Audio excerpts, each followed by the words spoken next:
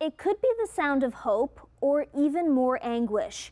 Rescuers heard sounds near the site of the missing submersible that lost contact on a trip to the Titanic wreckage. The sub, that has 5 people on board, is likely incomprehensibly deep in the waters of the Atlantic and might have already imploded with the pressure. But if the adventurers are still alive in the small craft, oxygen is running out, and experts say the rescue mission is growing increasingly grim. With respect to the noises specifically, we don't know what they are, to be frank with you. The P3 detected noises. That's why they're up there. That's why they're doing what they're doing. That's why they put sonar buoys in the water. The good news is, what I can tell you is we're searching in the area where the noises were detected. The U.S. Coast Guard says it's working with the Navy and the Canadian Coast Guard to analyze banging noises that were picked up yesterday and today near the site where this 21-foot-long submersible went into the North Atlantic Ocean off the coast of Newfoundland. 5 people on board taking a big risk by getting into the craft, all in the hopes of plunging more than 12,000 feet or 4,000 meters deep to see the wreckage of the Titanic. The vessel lost communication about an hour and 45 minutes into their 2-hour descent.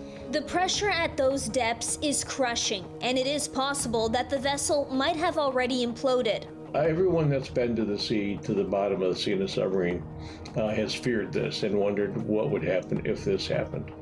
In one case, it would be a quick ending if the sub imploded. In another case, if you were trapped, it would be a slower ending. But in either case, I guess if you were trapped there and the air slowly running out would be just horrible. I don't like to think about it. Experts say when the sub lost communication or encountered any other issue, standard safety precautions on these vessels should bring it right back up to the surface of the ocean immediately.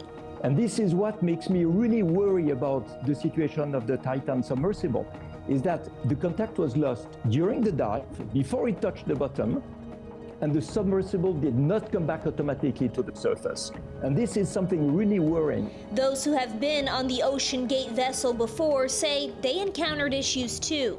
When we went down, there were communication problems on every trip I've taken. Of the 4 separate dives I'd taken with Ocean Gate, every time there was a problem with at least sporadically communicating with the surface. Not to mention that a CBS report revealed that the sub is controlled by a video game controller.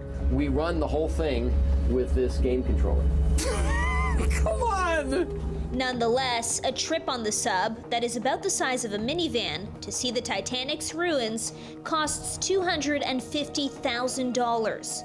Whatever the banging sounds were, experts say they must be followed. You can't ignore the banging, and you don't have time to wait to analyze the sounds exactly. So you have to assume, I think, that they're human-made, and then move equipment in that direction right now, so that if the analysis happens and you say, okay, that's the sub, that you already have vehicles on the spot.